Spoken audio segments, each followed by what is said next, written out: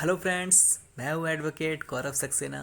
जी हाँ दोस्तों, और मैं लेके आया हूँ आप लोगों के लिए अपना नया यूट्यूब चैनल।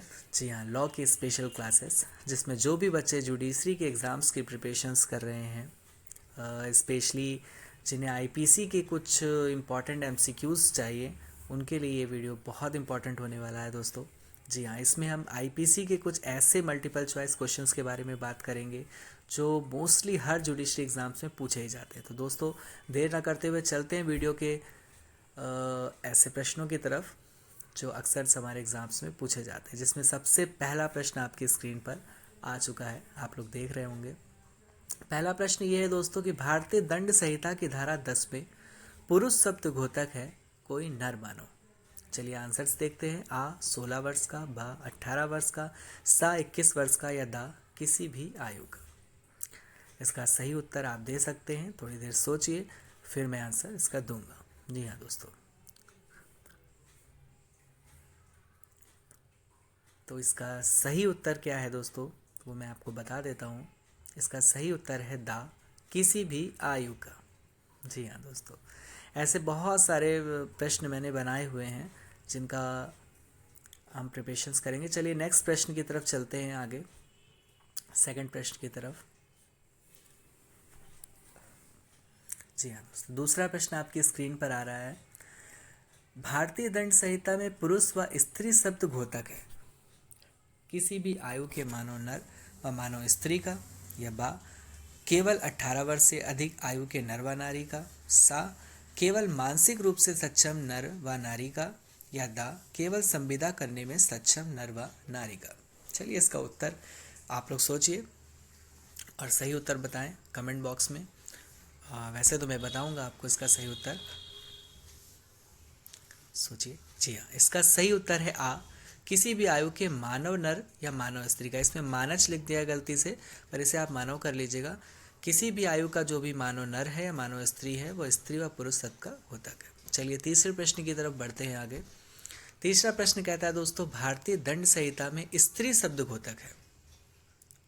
आंसर्स आपकी स्क्रीन पर आ रहे हैं। आ 15 वर्ष से ऊपर की आयु वाली किसी महिला का, बा 18 वर्ष से आयु वाली किसी महिला का, या सा 21 वर्ष से ऊपर की आयु वाली किसी महिला का, या दा जन्मजात बालिका सहित किसी भी आयु की महिला का। आंसर्स बहुत आसान है इसका, जन्मजात बालिका सहित किसी भी आयु की महिला का। जो भी बालिका जो जन्म से बालिका है, वह स्त्री शब्द के अंतर्गत आएगी, या भारतीय दंड संहिता कहती है। जी हाँ दोस्तों, चलिए चौथे प्रश्न की तरफ आगे बढ़ते हैं। चौथा प्रश्न आपके स्क्रीन पर है कि भारतीय दंड संहिता में न्यायालय कोर्ट ऑफ जस्टिस शब्द घोतक होता है। जी हाँ, आंसर आप दे सकते हैं। आ है उस कक्ष का जिसमें न्यायाधीश अपनी बैठक करता है, बा एक सिविल जज का न्यायालय ऐसे न्यायाधीश को जिसे केवल न्यायिकता कार्य करने हेतु विधि द्वारा अधिकृत किया गया है, या दा उपरोक्त में से किसी का भी नहीं। तो इसका सही उत्तर है दोस्तों, वैसे मैं बता देता हूँ, ऐसे न्यायाधीश को जिसे केवल न्यायिकता कार्य करने हेतु विधि द्वारा अधिकृत किया गया है। जी हाँ दोस्तों, ऐसे ही अन्य प्रश्न भी मैंने बताए हैं, आप लोग अपने आंसर्स देते रहें कमेंट बॉक्स में। पांचवा प्रश्न आपकी स्क्रीन पर आ रहा है दोस्तों, इसे देखिएगा।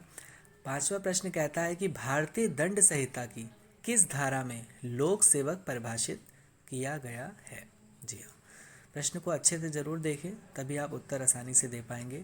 आपने पढ़ा हुआ है इसे। आ धारा 14, बा धारा 20, सा धारा 21, या दा धारा 24। इसका उत्तर आप दे सकते हैं, लोक सेवक परिभाषित किया गया है धारा 21 में। जी हाँ दोस्त, धारा 21 क्या कहती है, उसमें आपका लोक सेवक के बारे में परिभाषा दिया गया है। तो उसे आप ज़रूर पढ़ें, क्योंकि इन्हीं से सम्मिलित प्रश्न आते रहते हैं अक्सर। जी हाँ, जुडिशरी के एग्ज़ाम्स में अक्सर ऐसे प्रश्न आते हैं। और अब हम चलते हैं छठे प्रश्न की तरफ। हमारा नेक्स्ट प्रश्न क्या कहता है। छठा प्रश्न है, निम्नांकित में से एक लोक सेवक नहीं है। छठा प्रश्न, जिसके उत्तर है आ परिसमापक, बा सिविल जज, सा न्यायालय की सहायता कर रहा पंचायत सदस्य, या दा सहकारी समिति का सदस्य। चलिए आंसर आप दें। इसका आंसर बहुत इजी है, जिन्होंने पढ़ा है। जी हाँ, दा आंसर है इसका, सहकारी समिति का सदस्य। सहकारी समिति का जो सदस्य है दोस्तों, वो लोक सेवक नहीं है। चलिए नेक्स्ट प्रश्न की तरफ आगे बढ़ेंगे, सातवें प्रश्न की तरफ। 7वां प्रश्न यह कहता है दोस्तों कि भारतीय दंड संहिता की धारा 21 के तहत निम्न में से कौन लोक सेवक नहीं है। जी हाँ, धारा 21 में लोक सेवक की परिभाषा दी गई, हमने पढ़ा। अब पूछ रहा धारा 21 के तहत कौन लोक सेवक नहीं है, उसके उत्तर आपकी स्क्रीन पर आ रहे हैं। आ है श्रम न्यायालय का न्यायाधीश, बा है सरपंच, सा है नगर पालिका आयोग, या दा विश्वविद्यालय प्रोफेसर। उत्तर आप दे सकते हैं, जिन्होंने पढ़ा है उन्हें आता होगा। इसका उत्तर है बा, सरपंच। जी हाँ, सरपंच जो है वो धारा 21 के तहत लोक सेवक नहीं माना जाता। चलिए दोस्तों, नेक्स्ट प्रश्न की तरफ आगे बढ़ते हैं हम। 8वां प्रश्न आपकी स्क्रीन पर आने वाला है। जी हाँ, 8वां प्रश्न आपकी स्क्रीन पर आ रहा है, आप इसे पढ़ें और इसका उत्तर दें। 8वां प्रश्न कहता है कि निम्नलिखित में से कौन संहिता की धारा 21 के अर्थ के अंतर्गत लोक सेवक नहीं है। ठीक है, आ नगर पालिका आयुक्त, बा संसद, सा विधायक और दा विश्वविद्यालय का परीक्षक। इसका भी उत्तर बहुत लोग जानते होंगे, दे सकते। धारा 21 के अंतर्गत लोक सेवक नहीं है विधायक, सा है इसका उत्तर। धारा 21 के अंतर्गत विधायक जो होते हैं वो लोक सेवक नहीं कहलाते हैं। और ये प्रश्न एक नहीं कई बार आ चुका है दोस्तों, तो इसको ज़रूर याद रखें। चलिए नेक्स्ट प्रश्न की तरफ आगे बढ़ेंगे, 9वें प्रश्न की तरफ। 9वां प्रश्न कहता है दोस्तों कि भारतीय दंड संहिता के अंतर्गत चल संपत्ति को परिभाषित किया गया है। किस धारा के अंतर्गत किया गया, ये आपके सामने आ रहा है, इसे पढ़ें, समझें और इसका उत्तर दें। जी हाँ दोस्तों, आ है धारा 21 में, बा है धारा 22 में, सा है धारा 23 में, या दा धारा 24 में।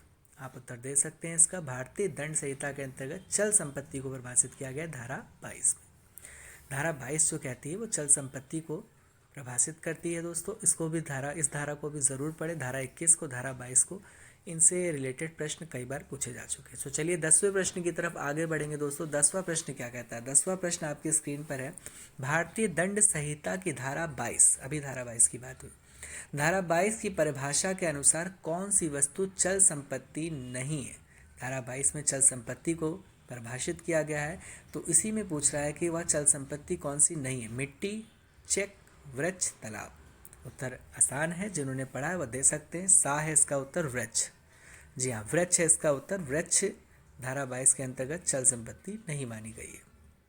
चलिए दोस्तों, नेक्स्ट प्रश्न की तरफ आगे बढ़ेंगे। इसी तरह के रोचक प्रश्नों के मैंने कई सारे पार्ट बना रखे हैं, जो आपके साथ समय समय पे मैं शेयर करूंगा, और आप भी उसे आगे बढ़ाते रहें। जी हाँ, लाइक और सब्सक्राइब जरूर करें चैनल को। चलिए 11वें प्रश्न की तरफ आगे बढ़ते हैं। 11वां प्रश्न इजी है, जिन्होंने शुरुआत करी है आईपीसी की उनके लिए तो सबसे इम्पॉर्टेंट क्वेश्चन है। भारतीय दंड संहिता है साधारण दंड विधि, विशेष दंड विधि, साधारण एवं विशेष दोनों, या कार्य विधि। तो इसका उत्तर बहुत आसान है, साधारण दंड विधि। साधारण दंड विधि ही आईपीसी है।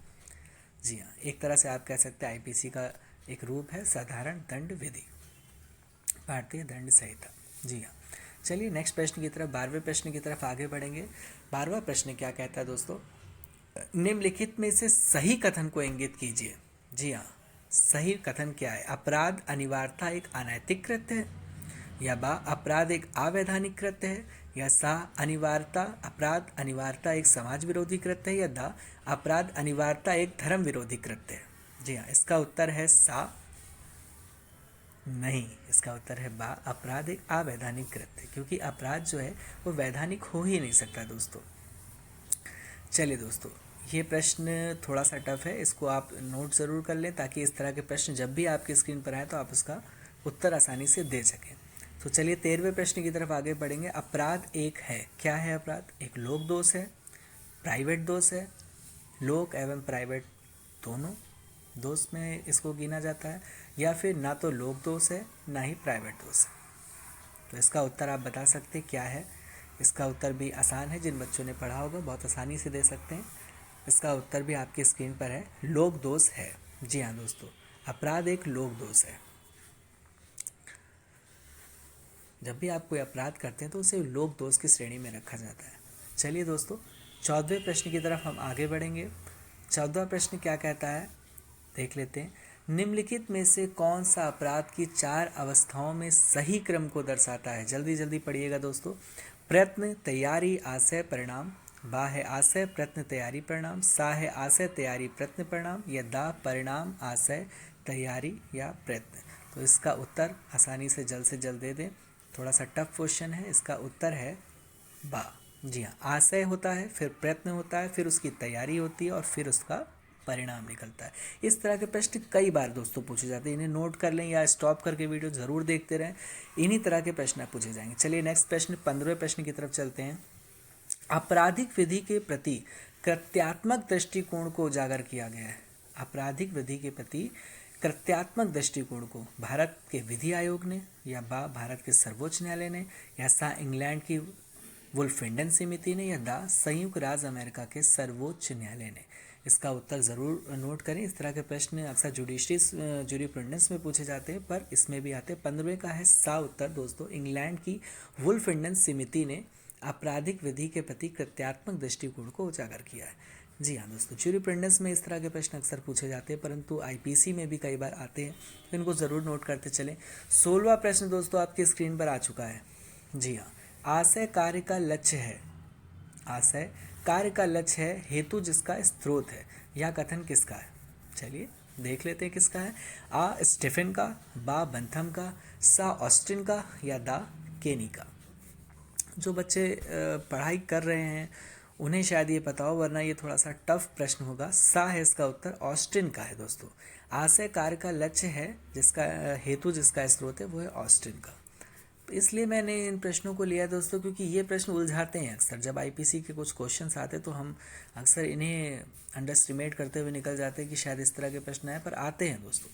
इसलिए मैंने इनको अपनी वीडियोस में लिया है। चलिए 17वें प्रश्न की तरफ आगे बढ़ते हैं दोस्तों। निम्नलिखित में से अपराध के लिए आवश्यक नहीं है। अपराध के लिए क्या आवश्यक नहीं दोस्तों? क्या चीज़ है जो अपराध के लिए? आशय, उद्देश्य, वर्जित कार्य, या दा कार्य के लिए दंड।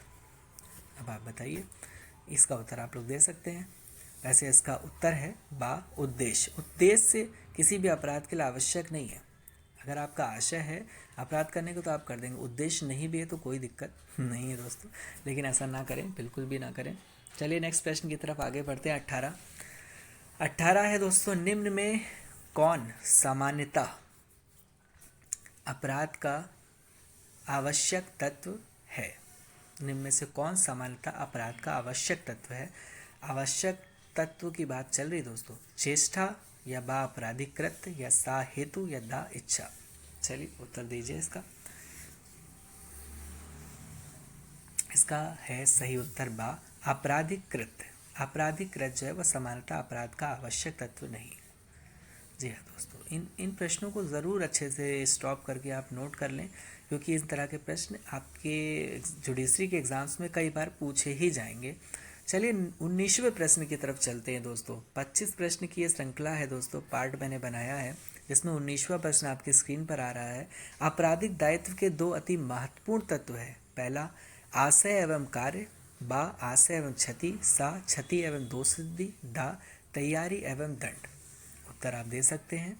आपराधिक दायित्व के दो अति महत्वपूर्ण तत्व हैं, आशय एवं कार्य। जी हाँ, आशय मैंने कहा था उद्देश्य नहीं होता, कोई दिक्कत नहीं, लेकिन आशय एवं उस पर जो किया गया कार्य है वो आपराधिक दायित्व के लिए महत्वपूर्ण तत्व है। चलिए 20वें प्रश्न की तरफ आगे बढ़ेंगे। 20वां प्रश्न कहता है दोस्तों, आपराधिक दायित्व के सिद्धांत की केवल कृत्य ही नहीं, दोषपूर्ण मना स्थिति भी को विकसित किया गया था। साम्य न्यायालय द्वारा, बा कॉमन है दोस्तों, कॉमन लिख गया, कॉमन लॉ न्यायालय द्वारा, सा स्टार चैम्बर न्यायालय द्वारा, या दा क्यूरिया रेंजेस द्वारा। ये थोड़ा टफ प्रश्न है दोस्तों, इसको गौर से समझिए। कॉमन लॉ न्यायालय द्वारा आपराधिक दायित्व के सिद्धांत के केवल कृत्य ही नहीं, दोषपूर्ण मना स्थिति भी है, इस तरह का जी हाँ, इस तरह को परिभाषित किया गया था कॉमन लॉ न्यायालय द्वारा।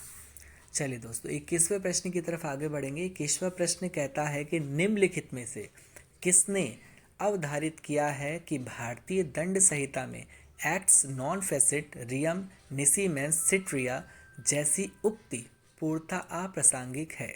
आ JD Mayne criminal law of India, बा H Gour penal law of India, सा Ratan Lal Dhiraj Lal law of crimes, या दा उपयुक्त सभी। उपयुक्त सभी दोस्तों। जी हाँ, इनको स्टॉप करके नोट करिए इन प्रश्नों को। ये प्रश्न अक्सर एग्जाम्स में पूछे जाते हैं, जिनका जवाब हमें देना होता है। जी हाँ दोस्तों, चलिए 22वां प्रश्न आ गया है। 22वां प्रश्न क्या कहता है, इसे हम पढ़ लेते हैं। 22वां प्रश्न दोस्तों ये कह रहा है कि आपराधिक मना स्थिति में शामिल नहीं है। अपराध की जो मना स्थिति है आपराधिक मना स्थिति में शामिल नहीं है। हेतु, बा है आशय, सा है ज्ञान, दा है उपेक्षा। उत्तर आप दे सकते हैं, जिन्हें भी आ रहा है वो कमेंट बॉक्स में उत्तर देते रहें। इसका उत्तर है सही आ, हेतु। हेतु जो है वह आपराधिक मना स्थिति में शामिल नहीं है। जी हाँ, ये छोटे प्रश्न हैं लेकिन ये भी आते हैं दोस्तों। चलिए नेक्स्ट प्रश्न की तरफ आगे बढ़ेंगे। 23वां प्रश्न क्या कहता है दोस्तों?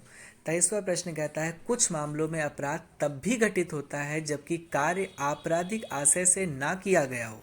ऐसे मामले हैं आ, कठोर दायित्व के, बा, प्रातिनिधिक दायित्व के, या सा, राज्य के दायित्व संबंधी, या दा, संयुक्त दायित्व संबंधी।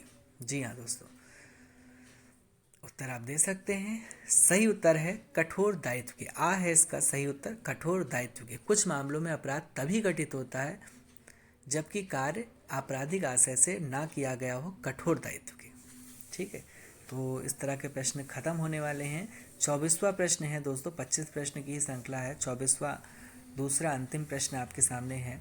निम्नलिखित अपराधों में से कौन सा कठोर दायित्व का अपराध है? कठोर दायित्व का अपराध कौन सा है? आ है स्क्रीन पर उपहति, बा है हमला, सा है द्विविवाह, दा है चोरी। अब आप बताएं इसमें से कठोर दायित्व का अपराध है हमला, उपहति, द्विविवाह, चोरी। द्विविवाह, आप हमले को सोच रहे हैं लेकिन द्विविवाह जो है, दो शादी जो है, वह कठोर दायित्व का अपराध है। जी हाँ, इसमें कठोर दायित्व होता है। इसलिए ऐसे प्रश्नों को ज़रूर याद रखें, ये आपकी एडवोकेसी में भी अक्सर काम आएंगे। चलिए अंतिम प्रश्न की तरफ बढ़ते हैं दोस्तों। 25वां प्रश्न आपकी स्क्रीन पर आ गया है।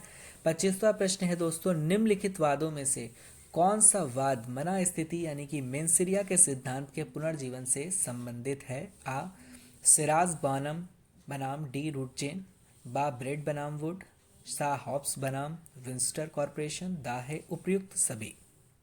उत्तर है ब्रेड बनाम वुड। जी हाँ दोस्तों, ब्रेड बनाम वुड जो है वह मना स्थिति मेंसिरिया के सिद्धांत के पुनर्जीवन से संबंधित है। ये 25 प्रश्नों की हमारी श्रृंखला थी दोस्तों। यदि आपको अच्छी लगी हो तो इसे लाइक, शेयर, सब्सक्राइब ज़रूर करते रहें। और मेरी इस पूरी वीडियो को देखने के लिए बहुत बहुत धन्यवाद दोस्तों। मैं इस तरह की और भी अच्छी अच्छी वीडियो लाने वाला हूँ और ये मेरी पहली वीडियो है, इसलिए यदि कोई त्रुटि हुई हो तो बिल्कुल क्षमा करें हमें। और मेरे चैनल को लाइक एंड सब्सक्राइब ज़रूर करें दोस्तों, जिससे मैं और भी ज़्यादा वीडियो बनाने के लिए एक्साइटेड रहूं और नई नई वीडियो आपके लिए लेके आता रहूं। चलिए दोस्तों, गुड बाय, जय हिंद।